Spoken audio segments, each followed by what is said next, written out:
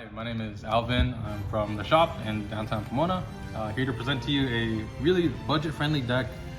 You could build for literally about like 20 bucks if you're looking for something easy to play. A lot of it just got reprinted in the Megatins. So if you're looking for another deck to play that's competitive, fun, but not so fun for your opponent, it's the deck for you. So starting off, play 3 Floowandereeze Robina. Best normal summon of the whole deck is the card you want to start with. It gets you to your whole combo. If the deck doesn't have a combo, it does what the deck wants it to do. After that, we play the next bird. Play 3 Floowandereeze Eaglin. This one searches the bigger birds. Not much else after that. This is Floowandereeze Tree. This one lets you get rid of graveyard targets. It's another name for the deck, another normal summon. It's not a starter, but it can get you to where you need to be. Floowandereeze Toucan. Toucan's another name. It lets you stay in the game grinding if you banish your big guys. Then you play the 1 Apex. This is your negate for the deck. Lets you play, it gives you a negate against problematic cards like Lightning Storm, Evenly Matched, anything you want to stop your opponent from using. You play 1 Mega Ryza. You can do all loops with this card so that they permanently just draw bad cards. Not much else to say. Searchable with Eaglin. You play the main boss monster. 2 Empen. This monster is very problematic. A lot of decks struggle to get around this, especially when you have a barrier statue. This also is part of your combo to search for your follow-up.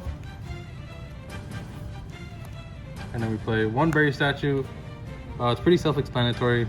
Robina searches it, and this card's just dumb. 2-dimensional shifter. You don't have to play this card, but the deck doesn't suffer from like any graveyard. So shifter lets you like sometimes just auto win against every other deck. I think you should be playing this. You don't have to though. 1 terraforming. 2 field spell. We should be playing 3. Don't have the 3rd, but if you have the 3rd, play the 3rd. Gives you an additional normal summon and it lets you set up.